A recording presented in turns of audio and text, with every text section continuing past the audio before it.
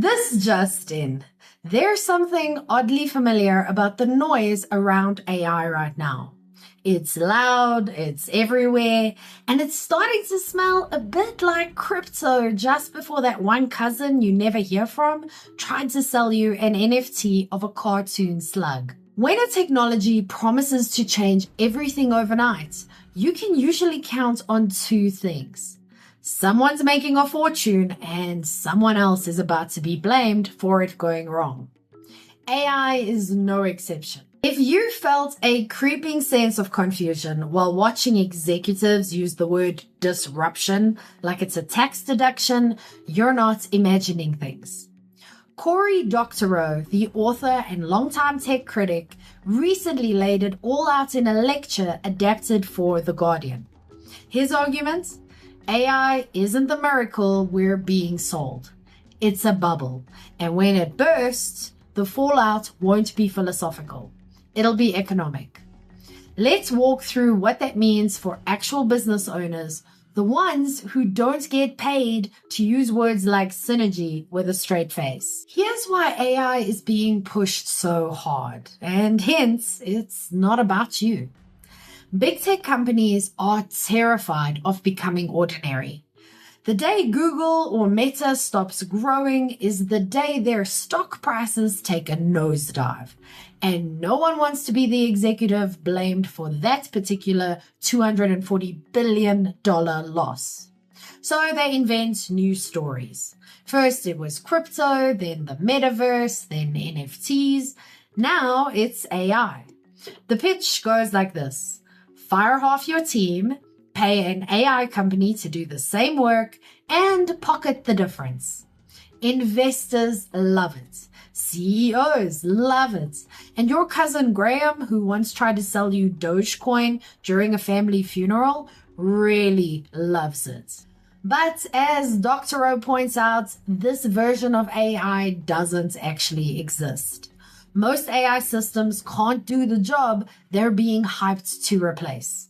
What they can do is just enough to convince someone else, usually a boss, that it's fine to pretend they can. Which brings us to reverse centaurs and other nightmares. In theory, AI should help us do our jobs better. That's the centaur model. Human and machine working together. But what's really happening is the opposite. Humans are being turned into support staff for machines that aren't as smart as we think. Imagine being a radiologist asked to double check every AI diagnosis. If the AI catches something, great. If it misses something, you take the fall. You're not enhanced, you're expendable. That's what Dr. O calls the reverse centaur.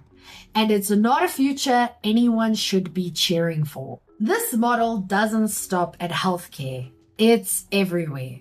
Delivery drivers tracked for blinking too much. Software engineers reviewing code written by tools that make errors indistinguishable from real instructions. Artists told their jobs shouldn't have existed anyway. The AI isn't smart though, it's just confident. AI systems don't understand context. They don't think, they pattern match. That's it. Which means they're prone to hallucinations, which is a polite way of saying they make things up that sound correct but aren't. In software, for example, AI will often invent code libraries that follow a predictable naming format but don't actually exist. Hackers know this. They create malicious versions with those fake names. The AI pulls them in, the program runs, and suddenly your customer data is being streamed to someone's basement in Belarus. The people most qualified to catch those bugs are senior developers, the same ones getting laid off in bulk to justify the AI investment. It's almost poetic in a Greek tragedy kind of way. AI art isn't the product, it's the billboard. You've seen AI-generated images. Wolves with 6 legs, eyeballs looking in 12 directions, and everything tinted like someone spilled acid on a Pinterest board. These aren't meant to replace artists. They're meant to impress investors and frighten creative workers into saying, wow, this tech is amazing. Dr. O points out that illustrators aren't exactly raking in millions. Replacing them doesn't save companies money. It just sells the idea that AI is powerful and inevitable. But AI art has no intent, no message, no real expression. It feels like something should be there, but there isn't. As Dr. O puts it, it's eerie. It pretends to be meaningful because it mimics what meaningful things look like. This kind of performance is useful if you're trying to inflate a valuation. It's less useful if you're, say, trying to market a business that doesn't want to look like it was designed by a bored robot with a glitch. And copyright won't save us. Some people think the solution is new laws, making AI training illegal unless you get permission. Dr. O isn't buying it. Giving more copyright power to artists sounds good until you realize who really owns the rights. Spoiler, not the artist. If anything, it just gives big media more control. So what actually works? Forcing companies to pay humans. Right now, AI-generated content can't be copyrighted in the US. That means if Disney uses AI to make a film, anyone can copy and sell it. The only way they get protection is by hiring humans. That's where we hold the line. So don't bet your business on hype. Eventually, this bubble will pop. The data centers will be sold, the companies will shrink, the stock prices will fall. But it won't all be a loss. What we're likely to keep are the smaller practical tools: auto captioning, image cleanup, transcription, and summarization.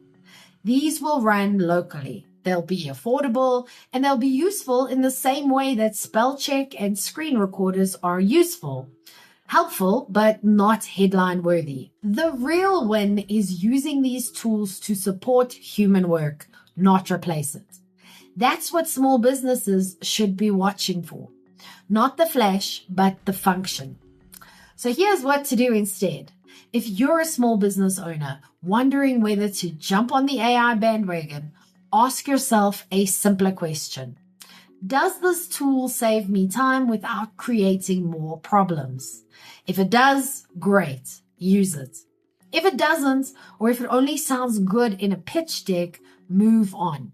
The last thing you need is to become the human in the loop, blamed for an AI screw-up that never needed to happen. And if the hype is making your messaging harder, not easier, it might be time to cut through the noise. Download my 5-minute marketing fix and get one clear sentence that explains what your business does, why it matters, and how you actually help. Because you don't need to sound futuristic. You just need to be understood. You can download it for free in the description below, or you can go to strategicmarketingtribe.com/fix. But what about you? What's the weirdest thing you've seen AI do lately? I'll go first. An industrial plumbing client of mine asked it to design a mascot, and it confidently generated Mario. Not a lookalike, actual Mario, with a turtle and everything. Okay, your turn. What's your strangest AI moment? Let me know in the comments. I'm Vicky Sidler from the Strategic Marketing Tribe, and I post helpful news updates for small businesses every day.